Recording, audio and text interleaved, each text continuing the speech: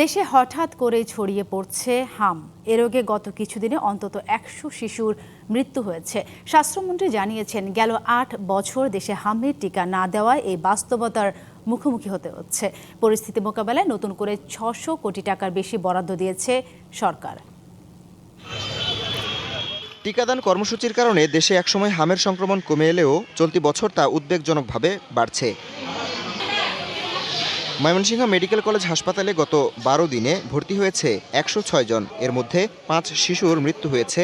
আর Pabna general হাসপাতালে গত ২৪ ঘন্টায় ৭ জন সহ হাম ওয়ার্ডে ভর্তি ২৫ শিশু। গত ১৫-২০ দিন ধরে বেশ হামের রোগী পাচ্ছি।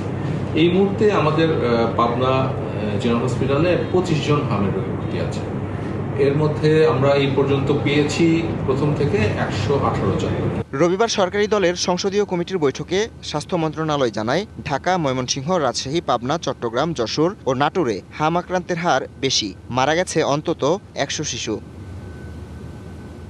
রাজধানীতে এক অনুষ্ঠানে স্বাস্থ্যমন্ত্রী জানালেন, গত ৮ বছর টিকা না দেয়ায় এখন হামের প্রকোপ দেখা যাচ্ছে। প্যান্ডেমিক ঘোষণা এখনো পর্যন্ত দেখা দিতেও পারে, কারণ আপনারা দেখেন, আমি বলি ৮ বছর আগে মিজেলসের টিকা দেওয়া হয়েছে, তারপরে কোনো টিকা দেওয়া হয়নি। মন্ত্রী জানান, পরিস্থিতি সামাল দিতে নতুন করে টিকার জন্য বরাদ্দ দেওয়া হয়েছে। বিশেষ প্রস্তুতি নেওয়া হয়েছে বিভিন্ন হাসপাতালে। অন ইমার্জেন্সি বেসিস ৬০৪ কোটি টাকা দিয়ে ইপিএস স্কিমকে বাস্তবায়িত করার জন্য হামের টিকা সহ সকল টিকা আনার জন্য আমরা গত সপ্তাহে পারচেজ কমিটিতে পাশ করেছি। মানিকগঞ্জে আমরা আইসিইউ খুলেছি, যাতে পদ্মার ওই পারে রোগী আসতে ওইখানে রাখতে পারি। রাজশাহীতে সচল করা হয়েছে, প্রত্যেকটা বিভাগীয় হাসপাতালে করা হচ্ছে। আমরা ডিএনসিসির যেটা করোনাকালীন যেটা হসপিটালটা করা হয়েছিল, সেটা আমরা ওয়ার্ড 2টা খুলে ফেলেছি। সরকার দলীয় সংসদীয় কমিটির বৈঠকে ২ জন মন্ত্রীকে সারা দেশের হাসপাতাল পর্যবেক্ষণ করে স্বাস্থ্যসেবা নিশ্চিতে ব্যবস্থা নিতে নির্দেশ দেন প্রধানমন্ত্রী।